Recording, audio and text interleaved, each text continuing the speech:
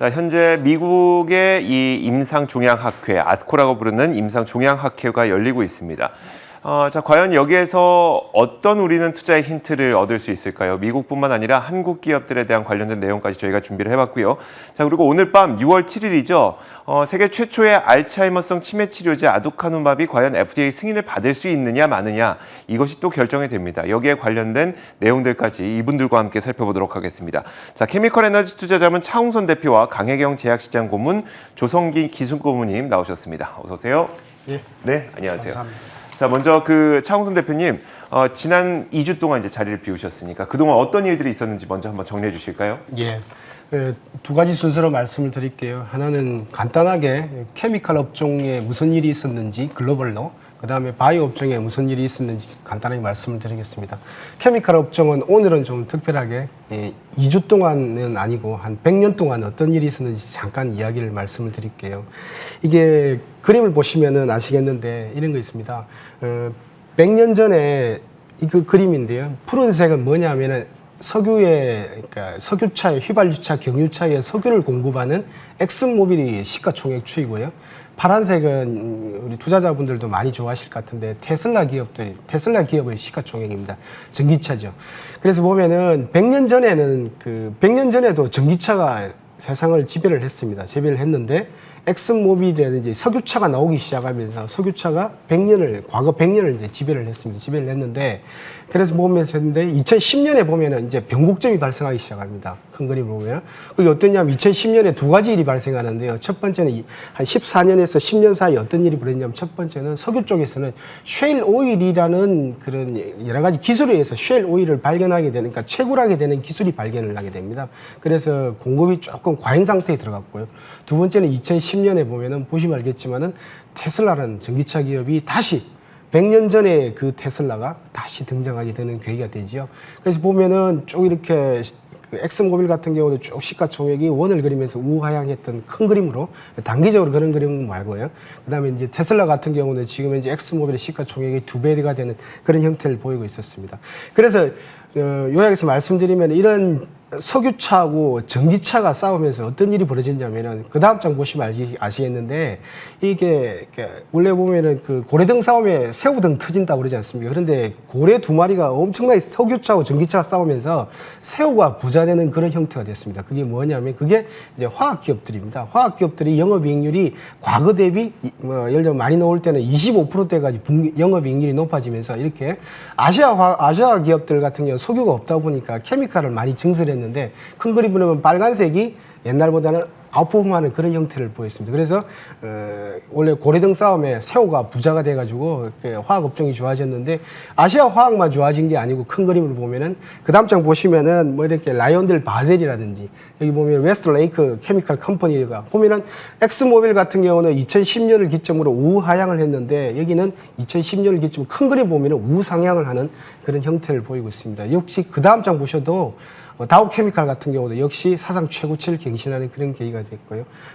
이제 저는 말씀을 드렸는데, 그래서 이런 화학 업종의 그런 석유차, 전기차의 그런 대전으로 해서 수요를 보는 거는 지속될 거다 이렇게 보고, 아스코나 바이오 쪽에는 치매 쪽에 좀 관심을 가져줄 걸 말씀드립니다. 결국은 원유가 잘 되건 아니면 전기차가 잘 되건 간에 화학 업종의 수혜를 받을 거다라는 결론이네요. 알겠습니다.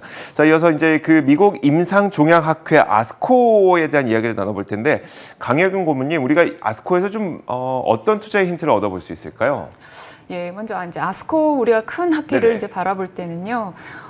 글로벌 빅파마들 같은 경우는 저희가 이제 매출액을 좀 추정해 볼 수가 있고요. 작은 이제 빅테크 같은 경우는 임상 파이프라인만 가지고 있는 기업 같은 경우는 향후에 이제 의약품으로 잘 만들어서 미국 FDA 승인을 받을 수 있을지, 이런 게 좀 보여집니다. 그래서 이런 학회에서는 그 임상, 이 항암과 관련한 임상의 진행 상황을 알 수가 있고요. 그리고 최신 이 항암의 기술을 좀 알 수 있습니다. 그래서 이번 아스코 같은 경우는 이제 그 주요 이제 발표를 좀 보자 하면은 임상 3상을 어떤 기업들이 어떤 내용으로 좀 발표하는가를 좀 보고 있으면 되는데요. 이번 아스코 같은 경우는 예를 들면 머크의 키트루다 같은 경우는 신장암 수술 후에 이제 보조요법으로 이 키트루다의 효능에 대해서 발표를 했고요. 그리고 아스트라제네카와 이 그 머크의 경우에는 또 그 림파자라는 약을 유방암에서의 이 효능에 대한 발표를 지금 하고 있습니다.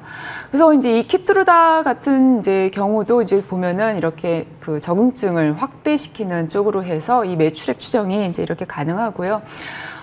작년만 해도 이제 매출액, 킵트루다 매출액이 약 14조 원, 그리고 올해 이제 매출액을 보게 되면 약 16조 원 좀 이렇게 예상이 되고 있습니다. 그리고 이제 이 항암제 시장 쪽으로 넘어와서 보면은 면역관문 억제제가 이제 있는데 올해는 시장이 약 한 33조 원 이렇게 예상을 하는데 2025년이 되면 약 55조 원으로 이렇게 좀 커질 것으로 이렇게 예상을 하고 있습니다. 그리고 이제 이렇게 아스코 같이 학회인 초록이 발표가 되면 주가가 초록 발표만으로도 움직이기도 하는데요. 이번 아스코에서도 19일부터 이 초록이 이제 공개되기 시작을 했었습니다. 근데 이 초록이 공개되면서 나스닥에서도 공개되자마자 어떤 기업 같은 경우는 30% 이렇게 급등한 사례도 있고요. 그리고 이번에 이제 그러면 가장 중요하게 우리가 좀 봐야 될 이슈는 어떤 게 있을까요? 이슈로 넘어가게 되면 딱 두 가지 이제 네. 좀 찝어볼 수가 있는데요.